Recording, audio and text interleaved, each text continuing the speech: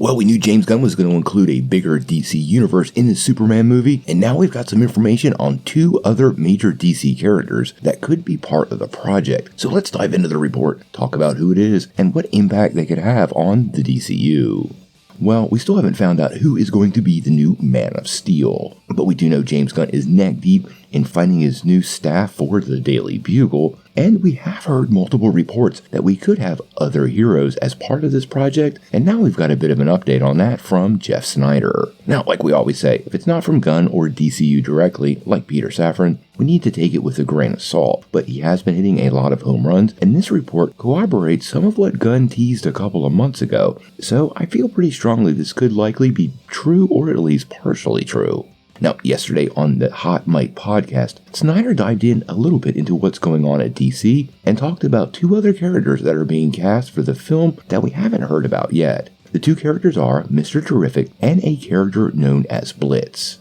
Now, a couple of months ago, James Gunn did tease Michael Holt, aka Mr. Terrific, on his Twitter, and it appears now that character will indeed come to life. In the comics, he has a genius-level intellect, making him somewhat of a Reed Richards of the DC Universe. He's also a scientist, doctor, and engineer, and is the creator of the T-Spheres, which are floating robotic spheres with multiple functions, including holographic projection, laser grids, recordings, and almost anything else you can think of that technology can achieve. It is a pretty interesting addition to the DCU, and does give you an idea of how deep James Gunn is diving in populating his new universe. Now, the other character is Blitz, which we're assuming is Jennifer Blitz.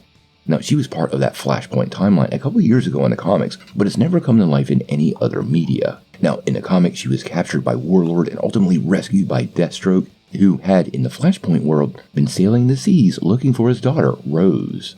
Now, in the comics, her powers are pyrokinesis, giving her a look and feel that we haven't really seen in any other DC movies as of today. We'll have to wait and see what James Gunn does with Jennifer Blitz. She is relatively unknown by most, even comic fans, so this does give James Gunn a very clean slate to do with the character whatever he wants. This is often a pretty good choice bringing things to life on the big screen, and she is a curious addition to the new DCU. Now, there is some speculation in that same report that Lobo might also be part of the film, but this is generally believed to be in the discussion because James Gunn has indicated Lobo will be part of his universe and even teased one actor who's already part of the DC universe could be taking up the part, aka Jason Momoa, but none of that has been confirmed as of today, and I don't think any of those announcements will come our way until after Aquaman has been released. Obviously, we're following everything James Gunn's doing in the next couple of months. I'm looking to see if he actually debunks this report, and if he does, we'll do a follow-up. I know you guys really want to know the truth, and this is the place where we're going to try to tell it to you every time.